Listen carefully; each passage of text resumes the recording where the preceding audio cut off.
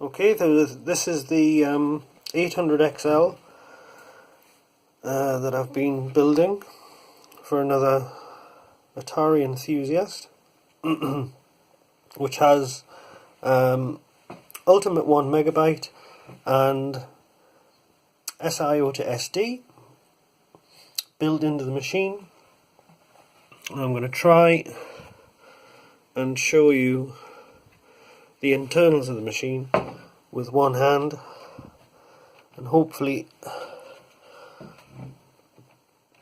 I'll be able to get the lid on again. So if we lift this up, it's a bit of a tight squeeze. We have got in the corner, we've got the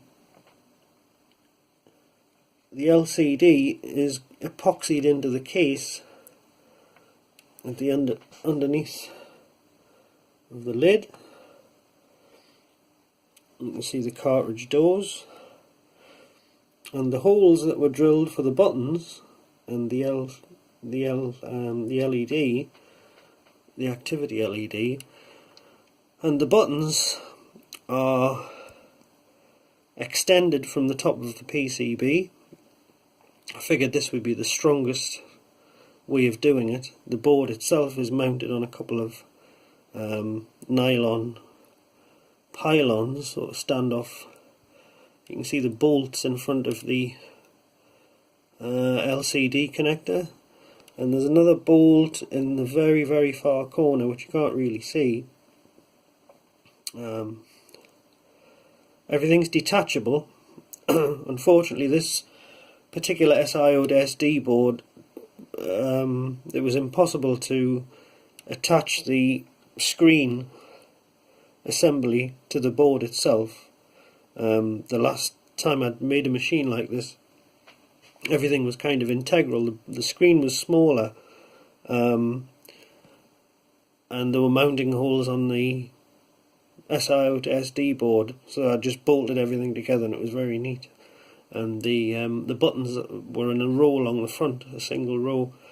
There were various ways I could have mounted the buttons on this thing, but I just decided to go with the arrangement that was on the board, rather than try and glue up, sort of build some sort of platform underneath the lid and remotely attach the buttons. So that's what I've done anyway, and it works, and it's reasonably sturdy. The problem I had, obviously the trick is to get the holes in exactly the right place if you're going to do things this way.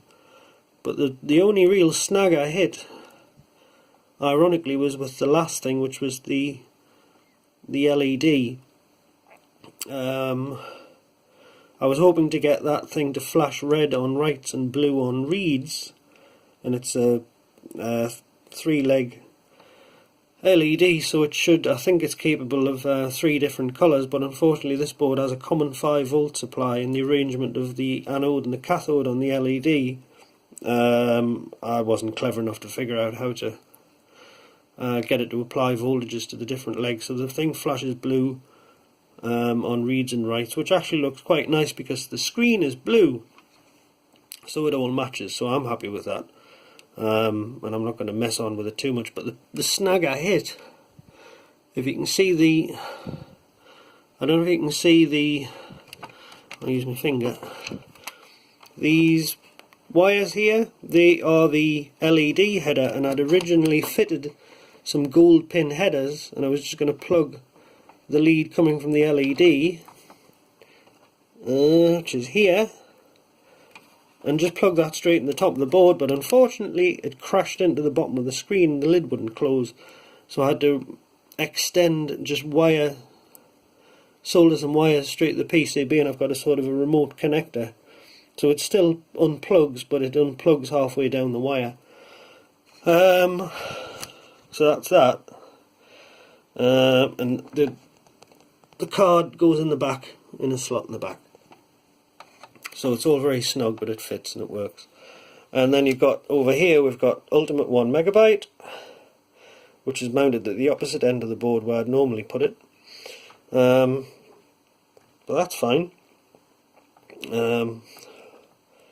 I don't think this machine's ever going to get a VBXE in it or anything, so we're not going to run out of space, although it would still work. So that's how it looks inside. I don't really want to pull the LCD connector off, because I'm quite keen to get the thing bolted up and finished, because with these last few snags I'm starting to run out of steam with this thing. So if we can, as you can see, when you put the lid on, it's just a bit of a, here we go, and just finesse it into place and everything lines up. So let's switch it on and have a look at everything lighting up. We've got ultimate 1 megabyte BIOS and the light. There we go. Let's run read write test. Have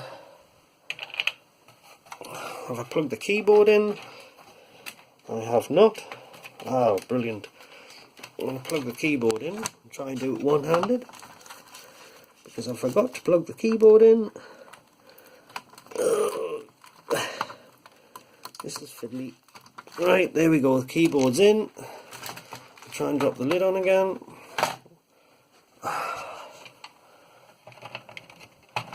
Hope everything just lines up again. There we go. Alright. That's on. Okay, let's run read and write test. Nice S-video display. Okay, there we go, and let's watch the light. It's a very pretty light, which matches the screen. So it's writing out the test file. Doesn't that look nice? Doesn't that look nice? I said I'd like to have got it to flash red on writes, but oh god, I'm not going to mess around. So there we go, and we've got the latest ultimate firmware. So I've tested this machine with let's reboot the OS again. I've tested this machine with an SIO2SD to make sure that the thing can still work with other peripherals, and it can. The other work, the boards had the 5V supply. I've cleaned these cartridge doors. The case had peroxide treatment, and the SIO2SD board inside was built from scratch, so it's been quite a big project, but I think it looks quite nice, and hopefully the owner will be delighted with it, because he's quite excited to get the machine back. So I'm gonna, when I finish testing this thing, I'll test it with a few cartridges, and once I've finished testing it, I'll send it back, and I'm sure he'll be delighted with it. So yeah, I know a few people had asked me to do a quick tour of this machine. It's a long time since I'd made one like this, but it turned out quite well. Hasn't been easy, but you see the bonus of the backlight. Depending on how you look at it, the backlight shines out the side of the machine, so that gives you more blue light. So it's the last one I made like this actually had a green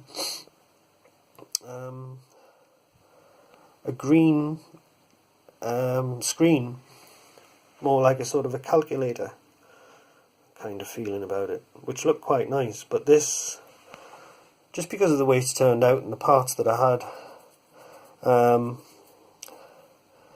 it's kind of well, it's blue. That looks quite nice. So there you go. So hopefully that's of interest to some of the people who've been commenting on this machine, on the photograph that I put on Facebook a while ago. Sorry for the mess on the desk, but I've just finished doing the LEDs on here, so hopefully we can screw this thing together, and that's the end of it. So thanks for watching, and goodbye.